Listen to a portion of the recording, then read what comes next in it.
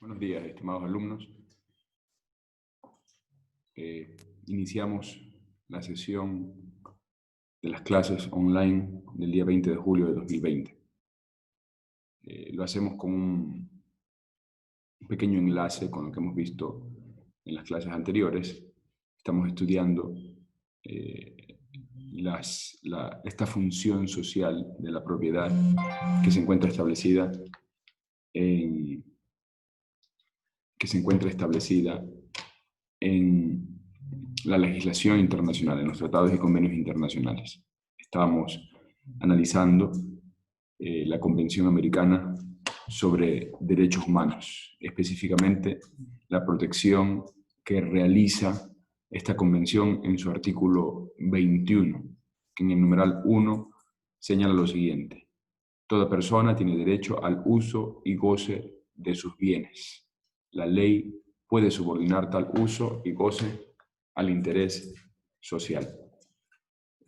2. Ninguna persona puede ser privada de sus bienes excepto mediante el pago de una indemnización justa por razones de utilidad pública o de interés social y en los casos y según las formas establecidas por la ley.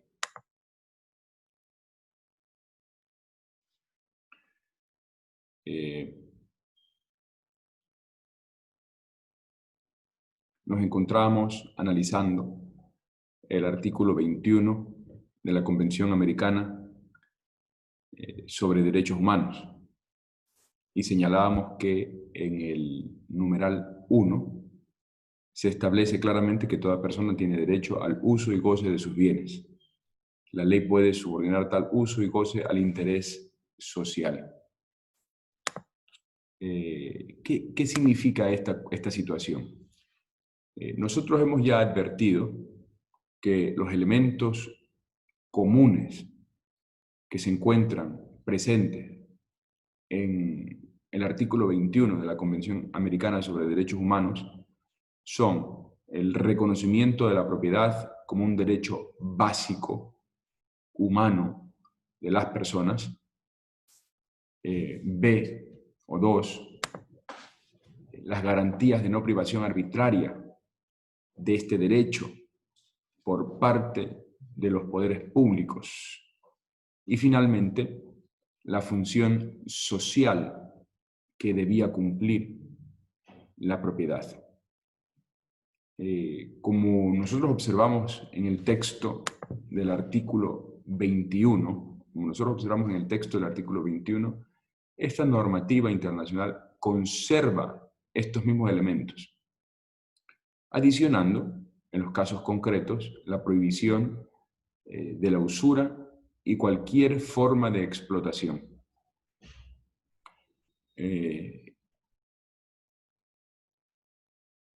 Importantísimo, entonces, por un lado, comprender y aceptar que la propiedad se constituye en un derecho humano básico. También importante aceptar que este derecho humano básico es un derecho que tiene una específica función social, y en el ámbito de esta función social pues aparecen algunas limitaciones a este concepto que denominamos propiedad privada. Es más, merece la pena resaltar que la convención de manera directa, renuncia a la utilización de un concepto de propiedad privada, en el sentido establecido en la Declaración Americana, en la Declaración Universal de Derechos Humanos, que son antecedentes normativos, que son documentos normativos previos a la convención, al texto de la Convención Americana en materia de derechos humanos. Entonces, ¿cuál es el equivalente funcional, el equivalente normativo para el concepto de propiedad privada? Pues la referencia al uso y goce de sus bienes.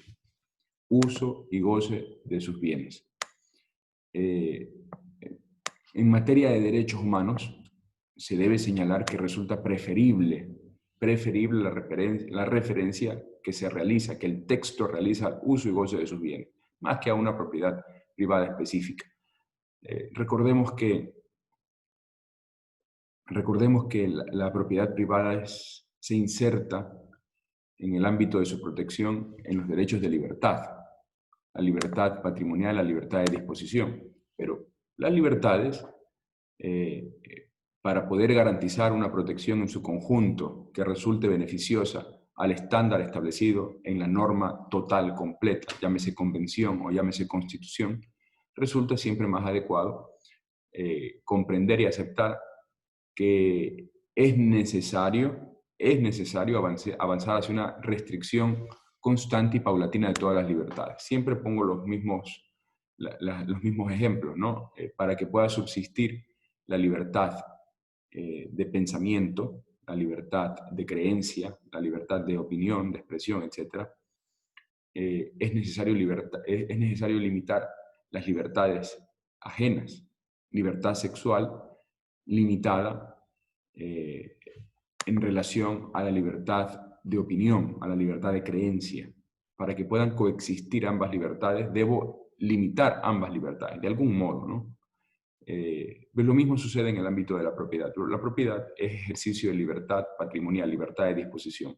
Por tanto, es bastante adecuado y correcto que la Convención señale uso y goce de sus bienes más que una referencia a la propiedad privada. Entre otras razones porque la propiedad está relacionada con una específica función social. El derecho de propiedad en el marco de la Convención, en el marco de la jurisprudencia de la Convención. Se puede señalar, ¿no?, que desde una consideración aislada del artículo 21 de la Convención, las peticiones de casos reclamando privación del derecho de propiedad o la existencia por parte del Estado de obstáculos para su ejercicio ha sido siempre entendida como una reclamación menor, una reclamación bastante menor, en el sentido de que la propiedad no constituiría per se un derecho humano básico. Esto es una idea. El desarrollo jurisprudencial, sin embargo, amplio, que en las últimas décadas, 2 décadas realmente, se le ha dado al derecho a la propiedad, nos ha permitido encajar desde la interpretación un enlace sistemático y normativo entre la propiedad y la vida. Es decir, la propiedad interpretada desde el artículo 4, desde el derecho a la vida, pues adquiere una dimensión, unos contornos muy interesantes y muy importantes. La obligación de respetar, proteger y garantizar el derecho a la vida, consignado en el artículo 4 de la Convención Americana, comprende no solo el derecho de todo ser humano a no ser privado arbitrariamente de su libertad, de su vida, perdón, no ser privado arbitrariamente de su vida, sino también el derecho a que no se le impida el acceso a las condiciones que le garanticen una existencia o una vida digna. Desde esta perspectiva, vida, libertad, estarían muy estrechamente ligadas. Y si nosotros insertamos el derecho a la propiedad establecido en el artículo 21 en el marco de los derechos de libertad, pues podríamos afirmar, sin miedo a la duda o a la equivocación, que vida, protección de la vida, es protección de los estándares mínimos para acceder a las condiciones que hagan de esa vida una vida adecuada, digna. El secretario general de las Naciones Unidas en el año 95, Kofi Annan, en su discurso de apertura, señaló una cosa bastante interesante. Dice, ¿de qué sirve al Estado, de qué le sirve al Estado decirle al ciudadano, mire señor, le tengo garantizado a usted el derecho al voto, hombres y mujeres. Pero luego, en el marco de la cotidianidad, las mujeres, por ejemplo, son víctimas constantes de abusos propiciados por una cultura machista. ¿De qué le sirve a la mujer que le digan, usted tiene sus derechos de participación democrática garantizados, tutelados por el Estado? Si al final esos derechos de participación democrática en la vida pública o privada de los asuntos del Estado no se ven reflejados con una política de protección de sus derechos individuales. Pues es un caso análogo. De manera análoga,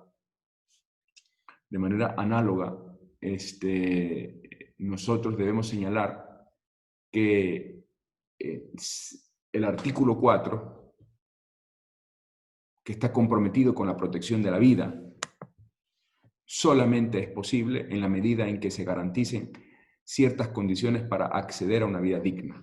Lo que la Constitución ecuatoriana denomina summa causae, ¿no? Summa causae, vida digna, dignidad de la persona, etc. Son conceptos funcionalmente similares, normativamente similares. Esta interpretación es una interpretación que resulta bastante adecuada y moderna.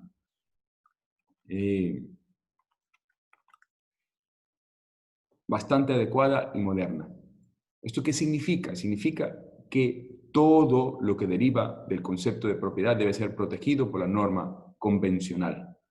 Es decir, nosotros hemos estado estudiando hasta este momento las fundamentaciones del derecho agrario y hemos llegado a establecer que el objeto de estudio en relación al derecho agrario sería preliminarmente, prima facie, esta función social ligada a la propiedad agraria. Entonces ya hemos visto que existirían unas específicas normas desde el derecho internacional que le dan vida también, que fundamentan nuestro derecho.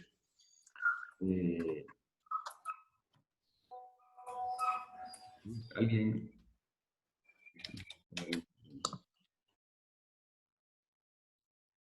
Ya. Entonces,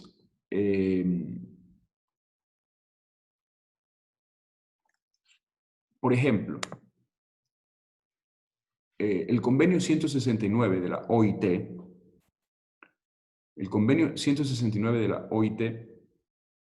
habla sobre el acceso a la tierra, sobre los derechos de acceso a la tierra por parte de los pueblos indígenas y tribales. Este convenio, que fuera adoptado en el año 89, y que sirviera para sustituir al convenio 107 adoptado en 1957. Es un convenio relativamente moderno. El Ecuador ratificó este convenio en el año 98. Ustedes conocen, por sus estudios previos de Derecho Internacional, que la ratificación por parte de un Estado, de un convenio, conlleva la responsabilidad jurídica y moral de adecuar la legislación nacional a lo que dispone el convenio en específico, ¿no? Entonces, este convenio habla claramente de la necesidad de que el Estado no solo reconozca, sino que también desarrolle un conjunto normativo que dé paso a este acceso, a esta posesión de la tierra por parte de los pueblos indígenas y tribales.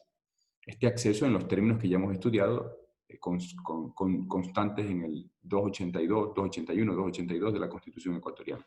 Interesante este convenio porque es un convenio que ha dado vida también a la interpretación de la Corte Interamericana. Ya vamos a regresar a la Corte Interamericana porque la interpretación de la Corte Interamericana es muy moderna y toma como puntos claves para la interpretación normativa la vigencia de estos convenios ratificados en general por la mayoría de estados latinoamericanos, que son al mismo tiempo países suscriptores de la Convención Americana en materia de derechos humanos.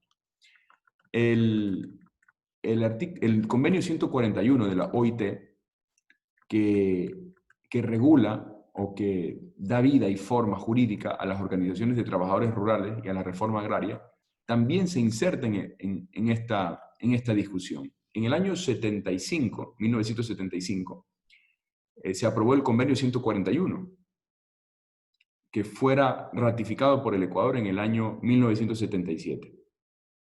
Este convenio parte de un reconocimiento específico que señala lo siguiente: la reforma agraria es en muchos países en vías de desarrollo un factor esencial para el mejoramiento de las condiciones de trabajo y de vida de los trabajadores rurales, y que por consiguiente las organizaciones de esos trabajadores deberían cooperar y participar activamente en esta reforma. La reforma agraria es un concepto general, ya lo vamos a ver, qué es la reforma agraria y cuáles han sido los procesos de reforma agraria brevemente en el Ecuador. Lo vamos a ver, es uno de los apartados de las unidades que nos corresponde analizar. Pero brevemente podemos señalar que la reforma agraria constituye esta adecuación normativa a este criterio de función social que tiene la propiedad.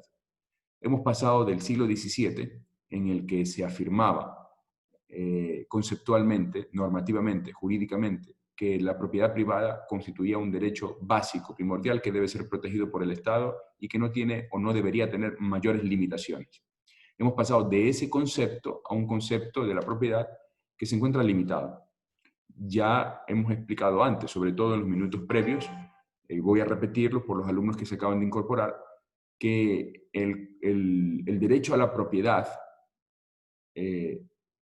una vez que se ubica correctamente en el marco de lo que constituyen los derechos de libertad, en ese instante, pues el derecho de propiedad ligado a la libertad patrimonial, pues permite que dogmáticamente y normativamente se le incorpore algunas limitaciones. Es decir, en el momento en que se acepta que la ubicación sistemática del derecho a la propiedad está en el ámbito de los derechos de libertad, exclusivamente en el marco de las libertades patrimoniales, pues inmediatamente toda la dogmática que se ha construido para los derechos de libertad también debe servir para fundamentar y limitar el derecho a la propiedad. ¿Esto qué significa? Que así como yo tengo que limitar algunas libertades para que en su conjunto coexistan todas las libertades, pues también debo limitar la libertad para lograr conciliar ciertos otros derechos vigentes por el ordenamiento jurídico. Entonces, ¿cuáles son las necesarias limitaciones que debe tener la libertad? Pues la función social, la necesaria función social de la libertad. Pero claro, en este marco, la función social también debe tener unos límites. ¿Cuáles son los límites de la función social?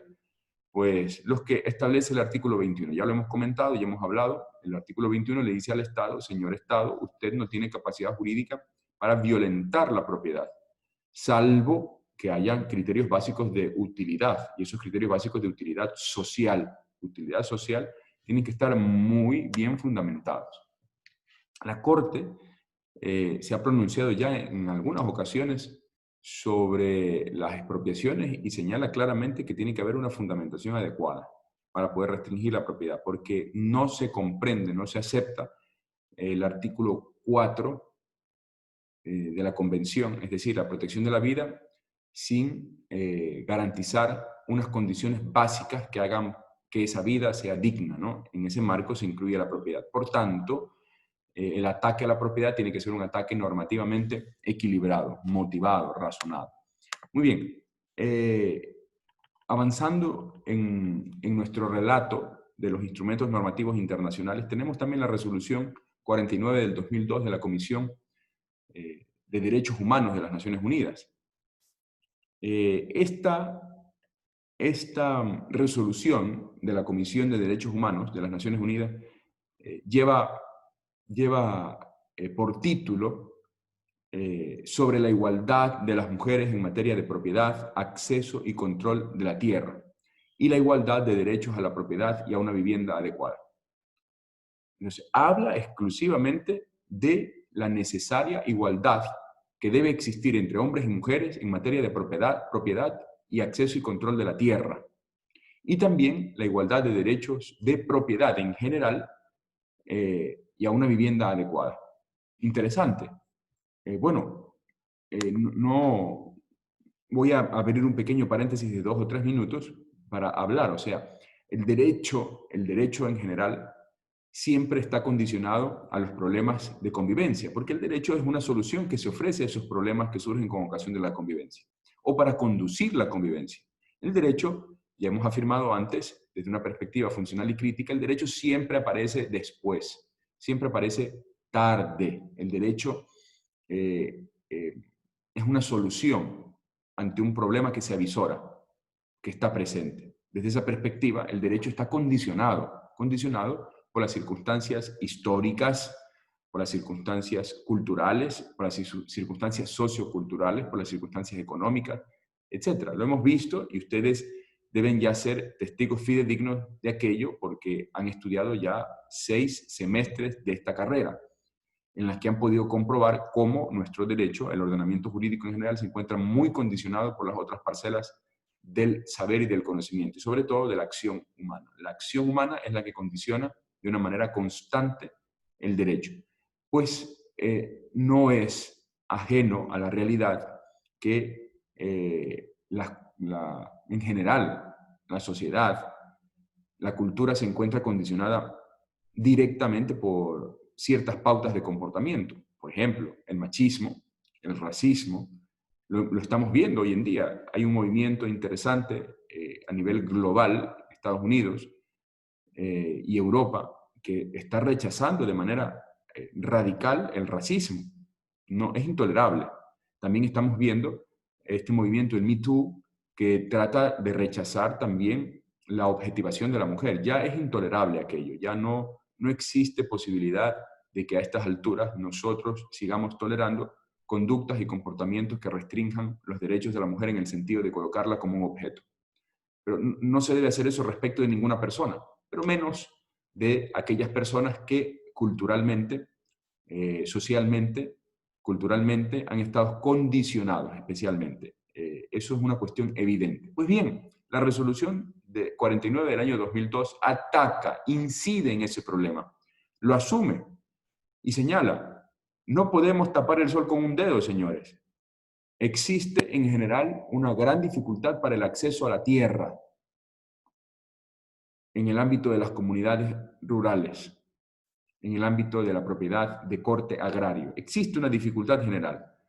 Pero dentro de ese problema, de esa dificultad general, hay una dificultad específica ligada al machismo, ligada a la figura del hombre como centro de la comunidad, comunidad aborigen, comunidad indígena, comunidad tribal.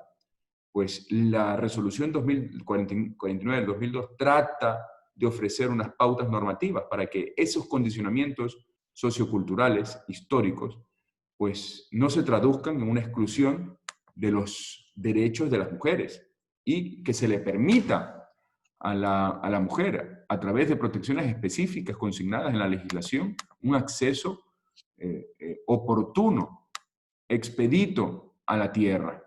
Recuerden ustedes que en general, también comprobado científicamente, muchos estudios señalan que quien mejor o quien lleva y de mejor manera la economía familiar suele ser la mujer. Entonces resulta bastante injusto que se le niegue a la mujer el acceso a la propiedad simplemente por el hecho de no ser varón. Es una cuestión que se reconduce solamente bajo los criterios falocéntricos. El falocentrismo, que es el otorgamiento de derechos de la cultura, de la sociología, nos pasamos siempre al derecho. El otorgamiento de derechos en relación a las consideraciones específicas ligadas a un determinado sexo. Eso debe estar completamente restringido. Cerramos el paréntesis. Esta normativa, la resolución 49 del 2002, afirma que la discriminación contra la mujer en la ley en general, relacionada con la disponibilidad, la adquisición, la conservación de tierras, propiedades y vivienda, constituye una violación al derecho humano de la mujer a ser protegida contra la discriminación. Imagínense ustedes, o sea, estamos ligando estos condicionamientos históricos y culturales de acceso a la tierra, de acceso a la propiedad y de acceso a la vivienda a problemas de discriminación. Cuando la ley no permite un acceso en igualdad de condiciones para hombres y mujeres, nos encontramos ante problemas de discriminación. El artículo 1 de la Convención Americana que estamos estudiando precisamente hace relación a estos elementos. Se garantiza, protege la dignidad de la persona. Vamos a darle lectura. Por favor, que alguien le dé lectura al artículo 1.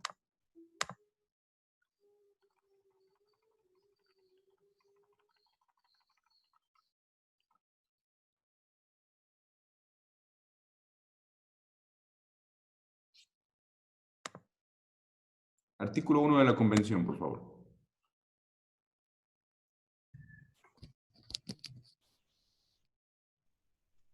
Artículo 1. Obligación de respetar los derechos. 1. Los Estados partes en esta convención se comprometen a respetar los derechos y libertades reconocidas en ella y a garantizar su libre y pleno ejercicio a toda persona que esté sujeta a su jurisdicción sin discriminación alguna por motivos de raza, color, sexo, idioma, religión, opiniones políticas o de cualquier otra índole, origen nacional o social, posición económica, nacimiento o cualquier otra condición social. 2. Para los efectos de esta convención, persona es todo ser humano. Entonces, si nosotros observamos, o sea, la comprensión de la convención parte de una comprensión interesantísima. Los Estados partes se comprometen a respetar los derechos y libertades que están reconocidos en esta norma y a garantizar su libre y pleno ejercicio a toda persona que esté sujeta a su jurisdicción. Y señala, hace una relación normativa, sin discriminación alguna. Es decir, la Convención comprende que la única forma posible de llevar a cabo este programa normativo establecido en el numeral 1 y que se encuentra desarrollado por todos los artículos de la Convención, se lleva a cabo garantizando la no discriminación. Para dejar claro el asunto, el numeral 2 de este artículo 1 señala que todo ser humano es persona. Todo ser humano es persona. Por tanto, desde un análisis literal, normativo, básico, lógico, la mujer es ser humano. Si la mujer es ser humano, por tanto es persona. Eso significa que no cabe una restricción de derechos en atención a su condición de ser mujer. Chicos, esto es muy sencillo. Es sumamente sencillo y resulta bastante obvio. Pero ustedes observen la realidad, observen las normas, observen la práctica del derecho y se van a dar cuenta que estos criterios básicos establecidos en estas normas no se cumplen. No se cumplen.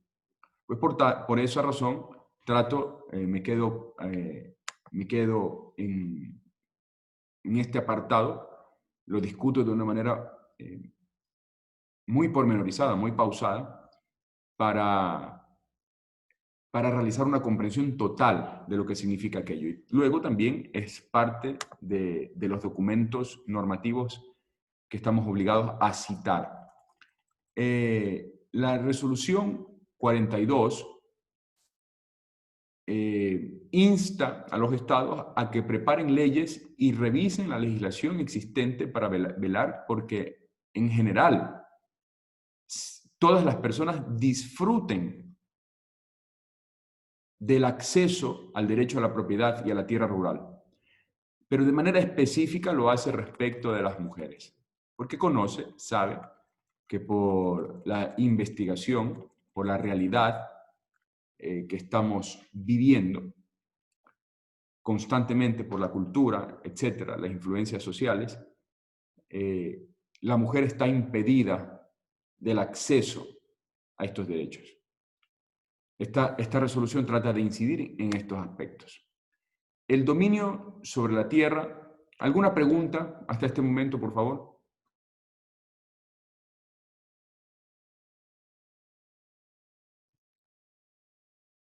¿Alguna pregunta?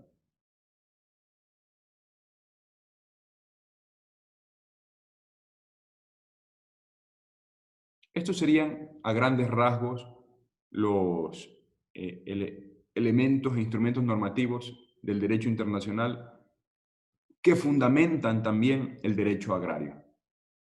Para poder dar paso a la normativa ya interna del Estado, específicamente a la codificación civil, les pregunto a ustedes, ¿hay alguna duda, cuestión, comentario?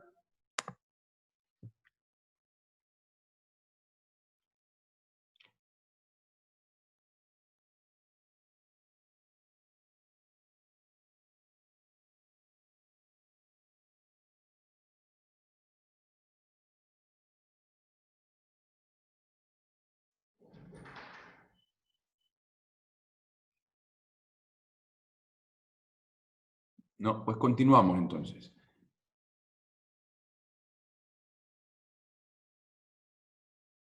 El dominio o la propiedad sobre la tierra en el Código Civil. El Código Civil, ustedes ya han visto también, Derecho Civil, ustedes conocen que en los antecedentes más lejanos de nuestra codificación civil, de nuestra legislación civil, encontramos al derecho romano,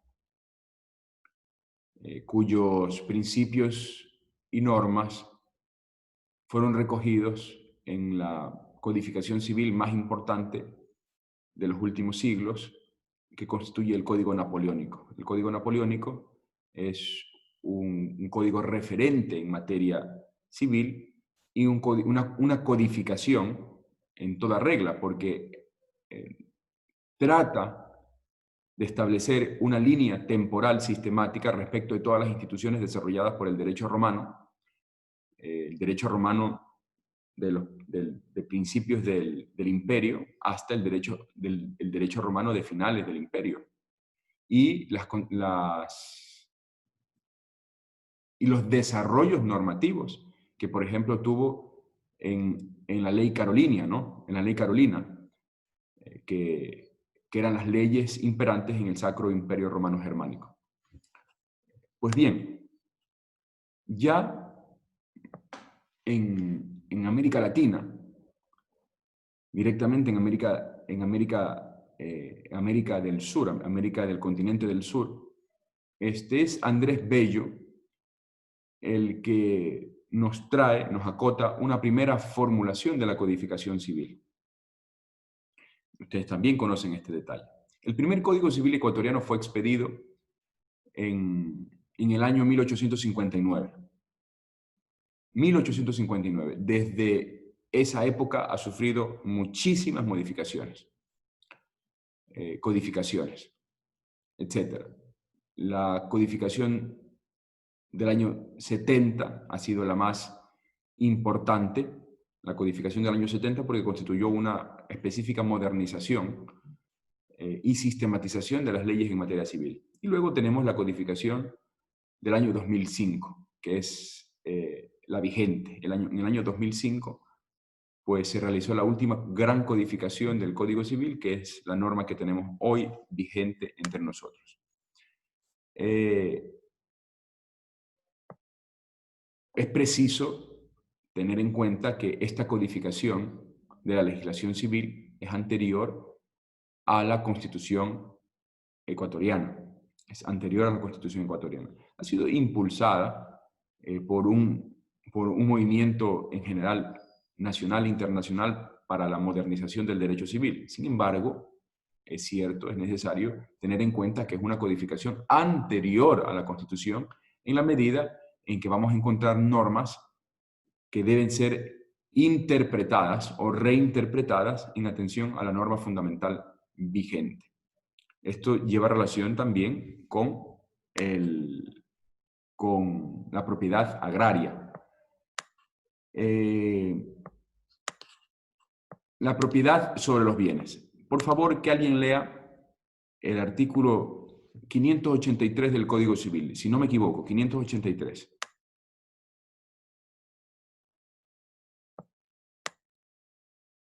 Yo. 583. Bienes corporales e incorporales. Los bienes consisten en cosas corporales o incorporales. Corporales son las que tienen un ser real y pueden ser percibidas por los sentidos, como una casa o un libro. Incorporales, las que consisten en meros derechos, como los créditos y las servidumbres activas. Sí, por favor, el 84 también, 584 también. 584, división de las cosas corporales. Las cosas corporales se dividen en muebles e inmuebles.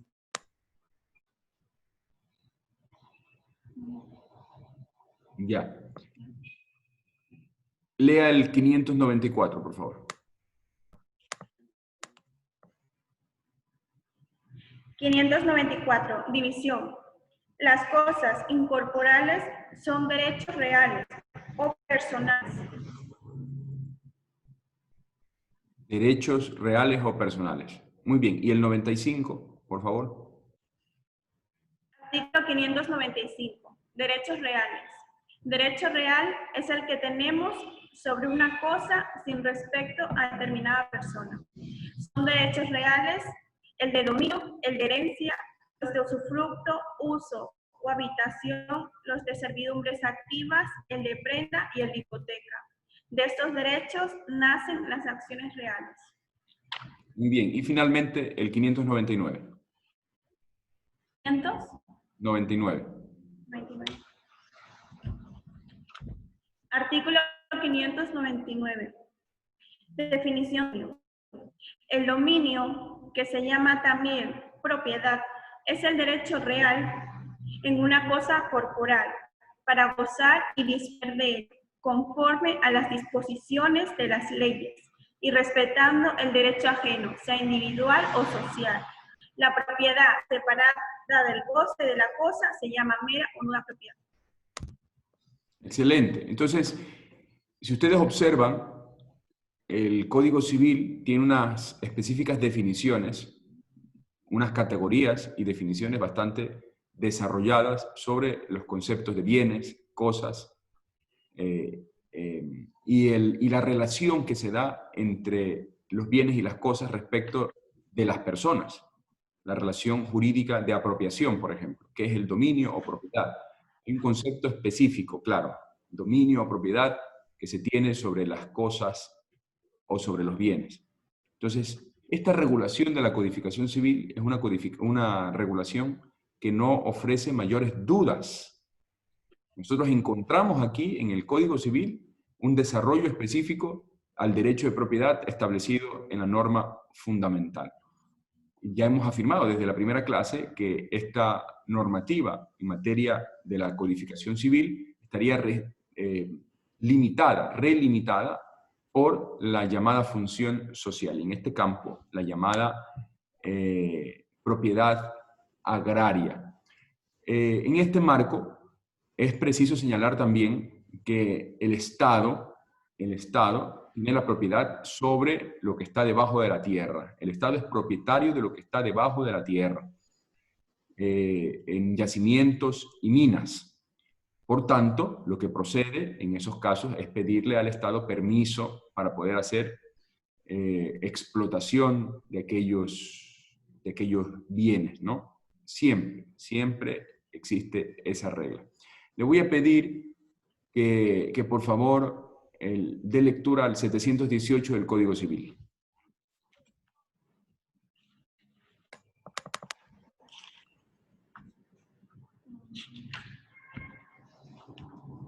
(718) Títulos constitutivos y translativos de dominio. El justo título es constitutivo o translativo de dominio. Son constitutivos de dominio la ocupación, la accesión y la prescripción. Son translativos de dominio los que, por naturaleza sirven para transferir, como la venta, la permuta, la donación entre vivos. Pertenece a esta clase las sentencias de adjudicación en juicios de divorcio y los actos legales de partición. Las sentencias judiciales sobre derechos litigiosos no forman un nuevo título para legitimar la posesión. Las transacciones en cuanto se limitan a reconocer o declarar derechos preexistentes no forman un nuevo título, pero en cuanto transfieren la propiedad de un objeto no disputado, constituye título nuevo. Ya, y por favor el 603. 603. 603, sí.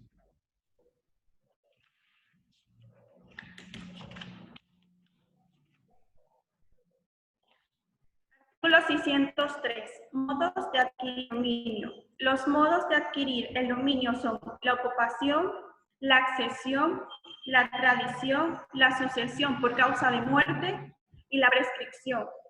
De la adquisición de dominio por estos dos últimos medios se tratará en el libro de la sucesión por causa de muerte y al final de este código. Muy bien, entonces, si ustedes observan en la estructura sistemática y normativa de la codificación, pues hay grandes ausencias respecto de lo que hemos estudiado en la Constitución, artículos 281 y 282, que hace referencia a la necesidad de garantizar, de reconocer, proteger y garantizar la propiedad de los pueblos y comunidades, y nacionalidades indígenas, de estas comunidades que son antiguas y tribales.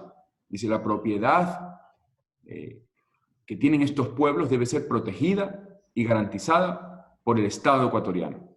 Pero nosotros vemos claramente que la codificación civil no realiza una referencia, un desarrollo directo de estas normas. Es una de las primeras grandes ausencias en el Código Civil.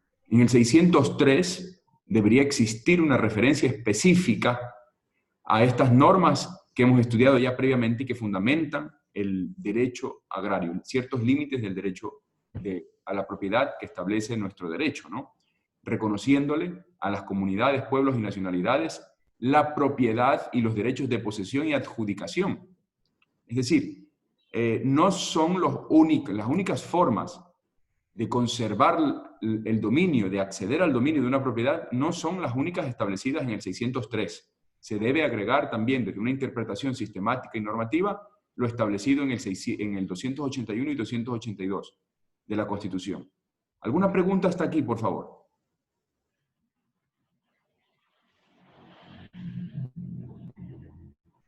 Sí, doctor, yo tengo una pregunta. Buenos días. Buenos días, Lima. Doctor, si decimos que no está consagrado en el Código Civil lo que nos dice el artículo 281, 282 respecto a la posesión, digámoslo así, de la tierra por parte, en este caso, de los indígenas o las personas que autóctonamente han permanecido en estos territorios por largo tiempo. Entonces, ¿cuál sería el medio de interpretación de aquello si encontramos esta contradicción en el Código Civil, doctor? Bueno, no hay contradicción, lo que hay es una ausencia, Andrés. Primero. Segundo, lo que falta es el desarrollo normativo. Pero recuerde usted que la Constitución ecuatoriana es una constitución de aplicación. No es una constitución positivista, sino más bien una constitución de aplicación constitucional. No hace falta el específico desarrollo de la ley para que se apliquen los derechos establecidos en la Constitución. Esa es una de las características esenciales de nuestra Constitución. Segundo, criterios de interpretación. Si usted observa la Ley Orgánica de Garantías Jurisdiccionales y Control Constitucional, hay una serie de criterios de interpretación en los que se señala claramente, por ejemplo, el principio de antinomias o el principio de proporcionalidad o el principio iura novit curia, etc. Son una serie de principios que le facultan, en el caso concreto, al juez o al ente decisor administrativo a tomar la decisión que resulte más apegado a la vigencia de la Constitución y los tratados y convenios internacionales en materia de derechos humanos. Les recuerdo también, compañero Lima, que el 424 y 425 señalan la jerarquía de la Constitución y la directa aplicación de la Constitución sin necesidad de desarrollo normativo. También recuerde usted el artículo 84 de la Constitución. Por favor, que alguien dé lectura al artículo 84 de la Constitución.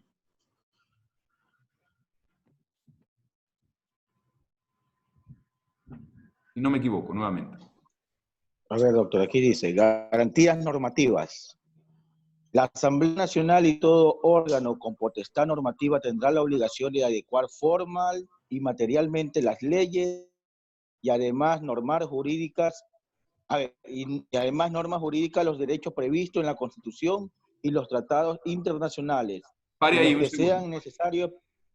Pare ahí un segundo. Entonces, el artículo 84 señala la obligación de que todo órgano con potestad normativa, ya sea la Asamblea, que es el órgano facultado para hacer las leyes, o cualquier otro órgano, institución, tienen que adecuar, hacer los reglamentos específicos, las normativas, instructivos, etcétera, específicos para adecuar los roles y funciones que ellos ejercen según su subsistema social derivado de la Constitución para que se aplique la norma fundamental. Pero siga, continúe, por favor. Ya.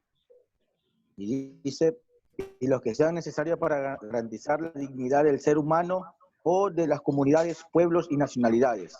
En ningún caso, la reforma de la Constitución, las leyes o otras normas jurídicas ni los actos del poder público atentarán contra los derechos que reconoce la Constitución. Entonces, como ha leído bien el compañero Machasilla, ¿no? Correcto, Machasilla.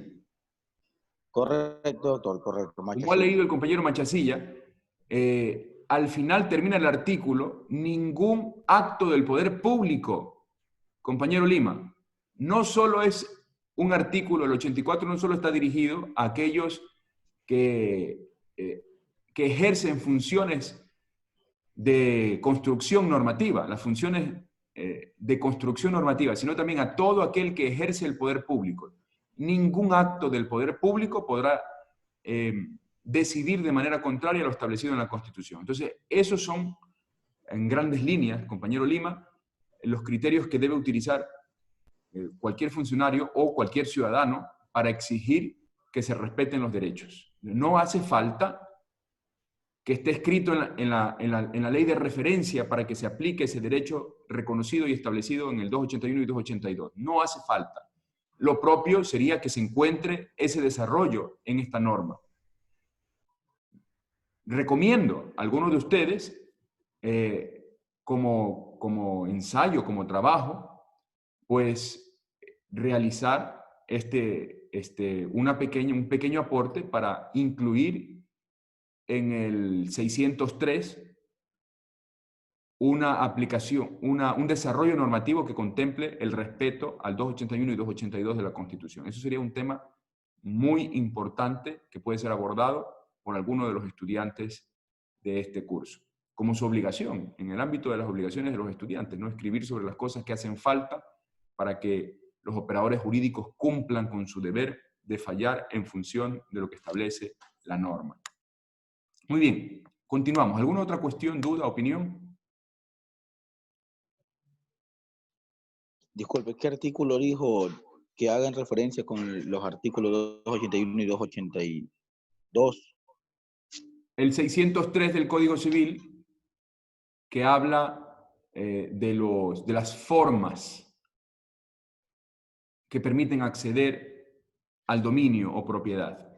No son las únicas, esas de ahí. De una interpretación sistemática, hemos señalado, sistemática, normativa, tenemos que agregar a esos modos del respeto a la propiedad también lo establecido en la Constitución para los pueblos y nacionalidades indígenas.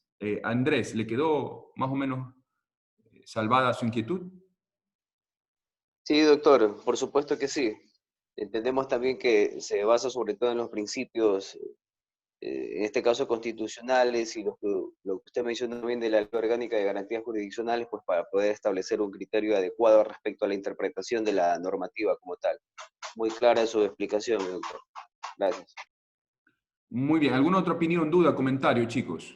Vamos.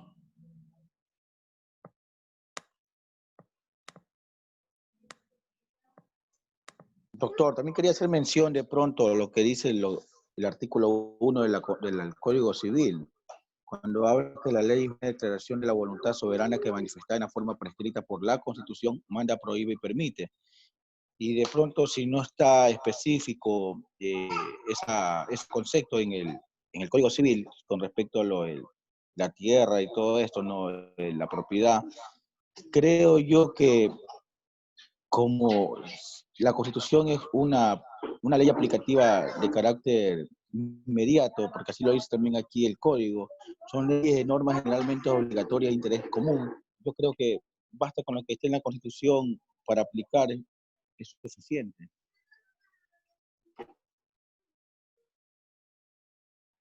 Sí, sí.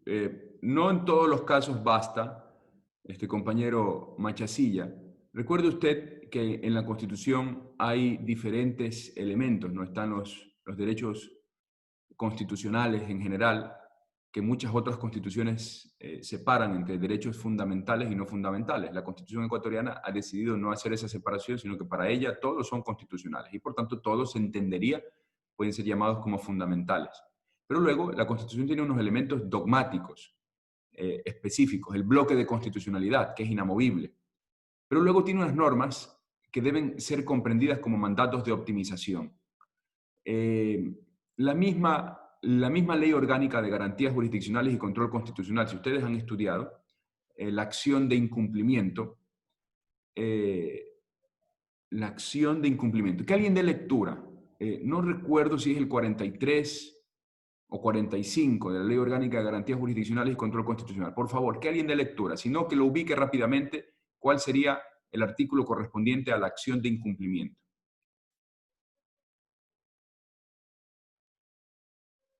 Por favor.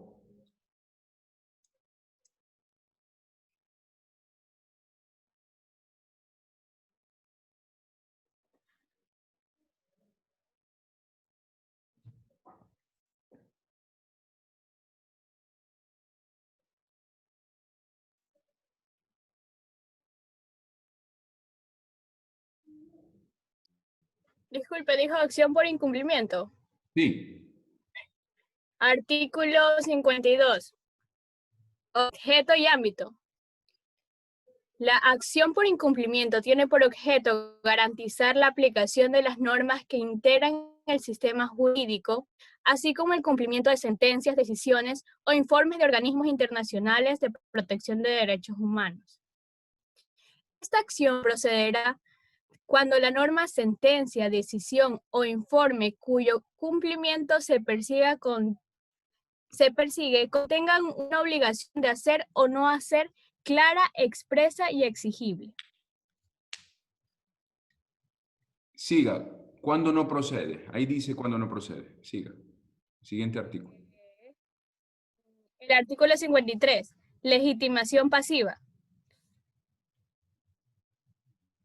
La acción por incumplimiento procederá en contra de toda autoridad pública y contra de personas naturales o jurídicas particulares cuando actúen o deban actuar en ejercicio de funciones públicas o presten servicios públicos. Procederá contra particulares también en el caso de que las sentencias, decisiones o informes de organismos internacionales de protección de derechos humanos impongan una obligación a una persona particular determinada o determinable. Siga. ¿Cuándo no procede? A ver. No sé si sea el artículo 56, causales de inadmisión. Muy bien, sí. Ya. La acción de incumplimiento no procede en los siguientes casos. Numeral 1. El número si la 2. acción es... numeral 2. Si se trata de omisiones de mandatos constitucionales. Esto, excelente. Entonces, para responder al compañero Machasilla, no basta con que esté establecido en la Constitución.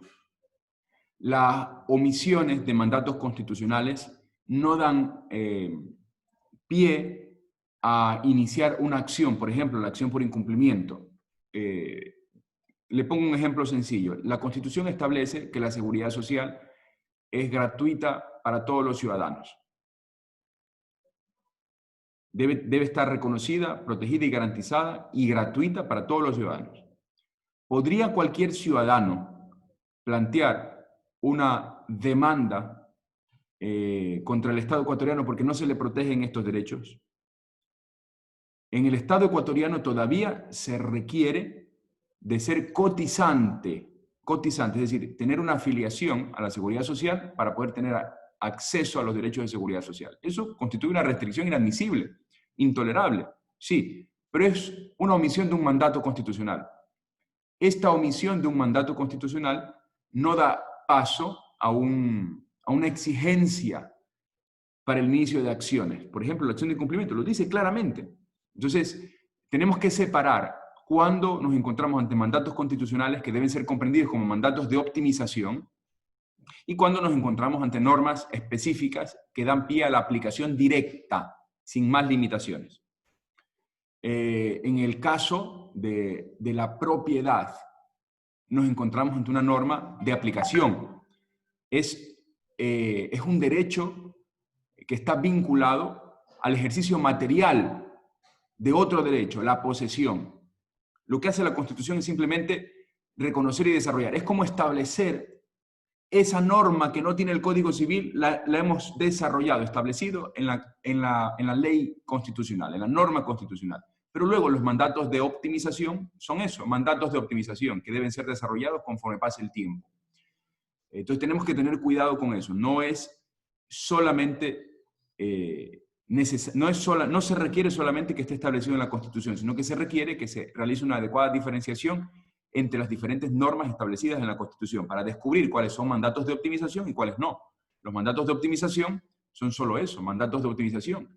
Y en función de cómo se puedan cumplir en el transcurso del tiempo, porque recuerde usted que los mandatos de optimización, como el derecho que le acabo de mencionar, la seguridad social requiere de diversos elementos para ser garantizado y protegido. Por ejemplo, dinero. Si yo quiero dar seguridad social adecuada y gratuita a todos los ciudadanos, requiero dinero, requiero unas condiciones fáctico-normativas que no solo dependen del mandato constitucional.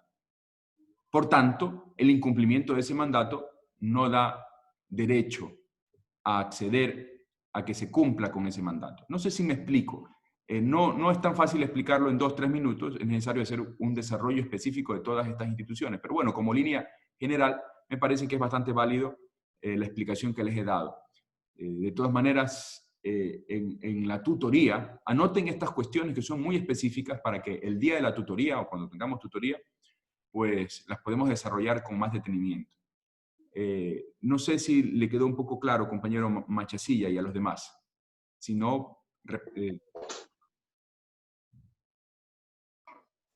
Sí, doctor, sí. Estoy viendo que hay una subdivisión, entonces, para poder aplicar ciertas aplicaciones de derecho, es necesario una norma específica para poder iniciar. Sí, en algunos casos se requiere de otras cosas. No basta solamente la omisión del mandato.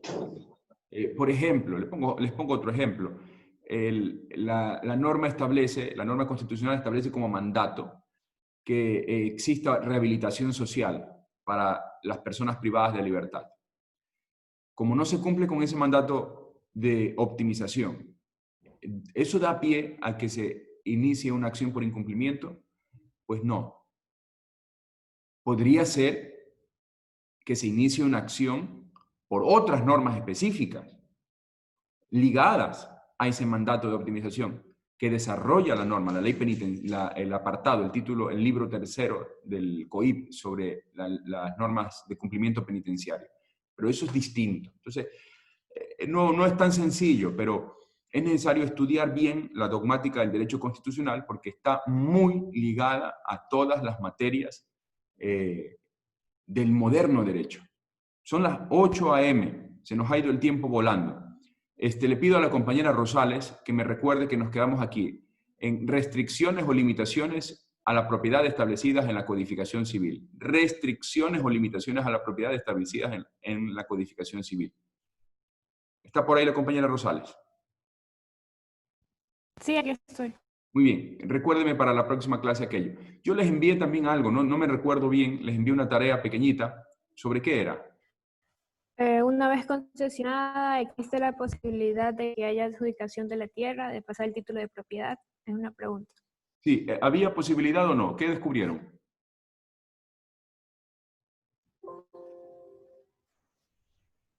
Bueno, yo en mi caso estaba investigando un poco lo que cabía aquí. La situación era de que se puede extender un poco más la concesión. O sea, esto, por ejemplo, para las comunidades o principalmente, bueno, en mi investigación hacia personas naturales. Por ejemplo, a un grupo empresarial le cede un tipo de concesión, existe la posibilidad de que se pueda continuar con la concesión, pero de momento pues no se establecía, en este caso, el poder darle algún tipo de adjudicación. Igual existía una situación contractual que en ambas partes en determinados momentos pues podían dar por terminado esta situación de concesión si es que no cumplía en este caso pues los fines determinados. Les pido que revisen para la próxima clase las normas. Quiero normas, no el expediente. Revisen las normas. Si existe o no posibilidad normativa, posibilidad legal, de luego de conseguir una concesión, si se cumplen ciertos requisitos, el Estado puede o no otorgar la propiedad. Para la próxima clase, Rosales, por favor, recuérdeme al iniciar la clase. Doctor, Sí, Francisco.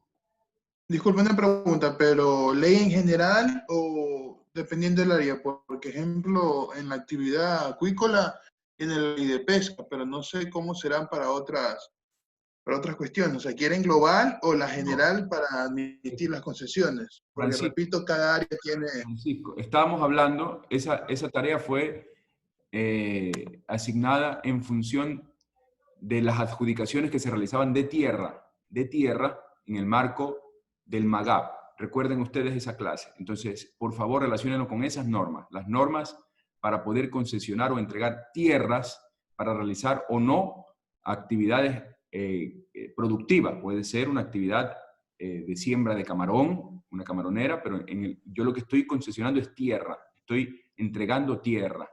Entonces, por favor, revisen esa normativa. Estamos vinculándolo con nuestro derecho, el derecho agrario. Quiero que revisen esas normas. Y ya me estoy pasando de los minutos del otro profesor. Les pido mil... Doctor, una consultita pequeñita, doctor. Continuamos con el horario que usted estableció, es decir, los lunes de 7:30 a 8, martes 11:30, jueves de 8 a 9:30. No, es que Lima, eso le iba a decir. Yo les voy a ir comunicando día a día